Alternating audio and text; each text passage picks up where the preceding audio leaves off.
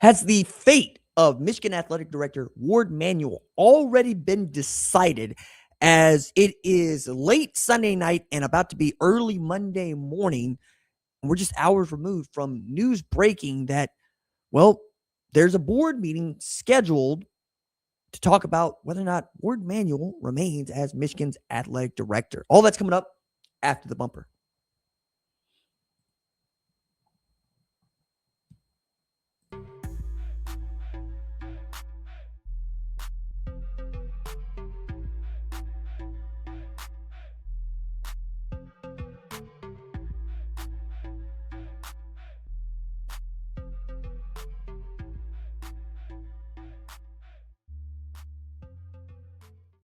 What's up, kinfolk? It's RJ Young. I am not on a step mill. If this is your first time watching Adapt and Respond, thank you for joining us here. We talk college football year round. If you're into that, join the more than 212,000 subscribers to Adapt and Respond, a college football podcast. You can also catch us on Apple and Spotify.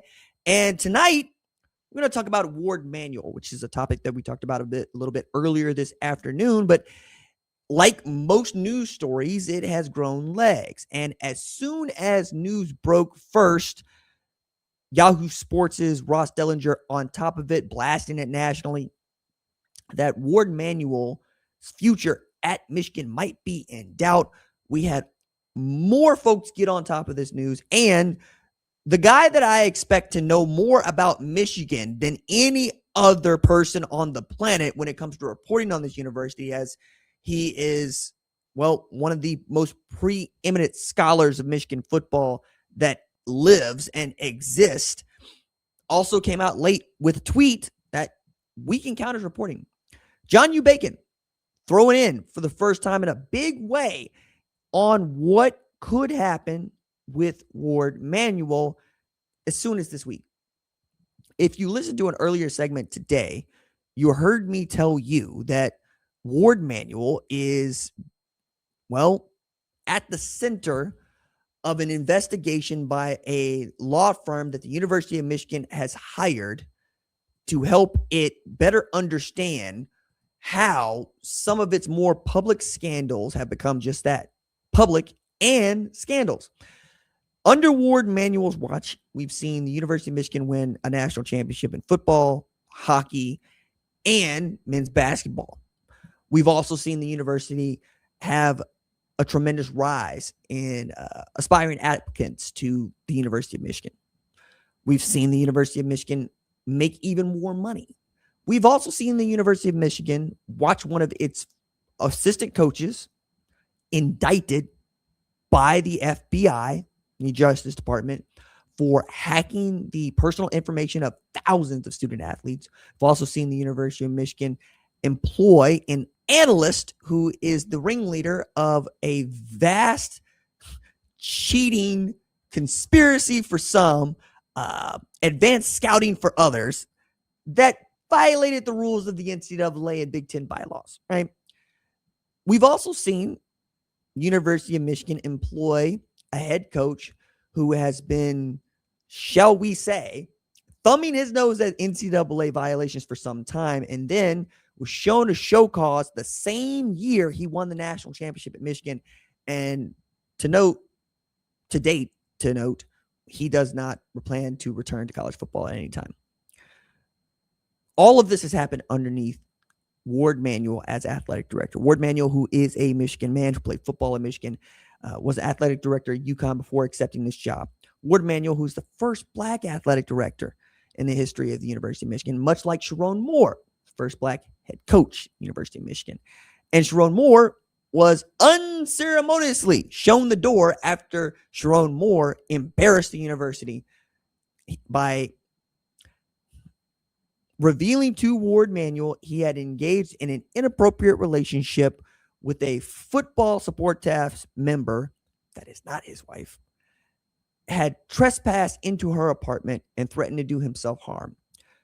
Sherrone Moore was fired and received probation and a loud reprimand from a judge for his actions last December. So we are this close to seeing the first Black head coach and the first Black athletic director at University of Michigan thrown out for things that, well, might make it difficult for somebody else to get that job if, they kind of got the same sort of baggage as Warde Manuel or Sherrone Moore.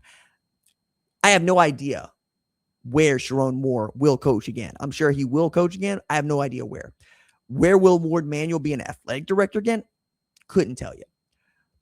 But right now, he's the athletic director of the University of Michigan. And to date, it looks like he might be on his way out. So John U. Bacon posted this tweet around 9:30 Eastern Standard Time on Sunday evening. Others have reported what I have waited for my sources to confirm. Michigan is preparing a buyout for AD Warde Manuel, which he is expected to accept. Some version of the investigation commissioned into the department is likely to be released by the end of the week, too. The University of Michigan employed a law firm to go digging into the athletic department to the tune of several $1 million. And it was first commissioned after Sherrone Moore was fired because it was the third large scandal surrounding Michigan football that had occurred in as many years. Matt Weiss, Connor Stallions, Sherrone Moore. You also want to know how deep this goes and across how many sports.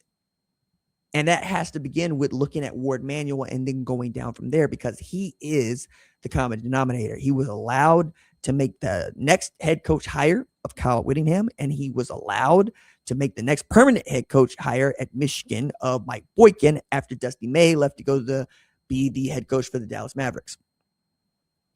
It is very safe to say the buck stops with him. Should he come out of this? We'll talk about it a little bit differently. I'm sure we will. But generally speaking, having this conversation after the fiscal year, having this conversation before Big Ten Media Days begins in a couple of weeks, July 27th, having this conversation when there is no football to be played means that the Board of Regents got some things it needs to get straight. A Board of Regents that watched its sitting president try to take a job at Florida only for Florida to say, nah, actually, we don't want him. We just playing. We just playing. Y'all can keep Santaono. Didn't go down well for Santaono as well. I've said this before, and I'll say it for those of you that are new. I don't believe that Michigan fans deserve this. I don't believe that Michigan alumni deserve this. I think by and large, Michigan fans and alumni are good people. I also think that this has got to be a difficult time to weather because you are constantly just trying to throw back at folks what you think is context for situations that don't need context. Okay. Perception being reality is part of it. You get to keep the 24 national championship. That's part of it. But if you would like the rest of the world to treat you as conquering heroes, a lot of what you have done over the past 4 years would need to be apologized for. And it doesn't seem like y'all are in any position to want to do that. But watching Warde Manuel go out the door might give everybody an opportunity to wash their hands, right? Michigan alumni would get to go, okay, well, it stopped with him. We're going to start anew. We're going to do it again. That's in the past. Other folks will go, it's a new regime. It's a new head coach and football program for what we're most interested in. Perhaps he develops Bryce Underwood into a Heisman winner and national championship. We could not know, right?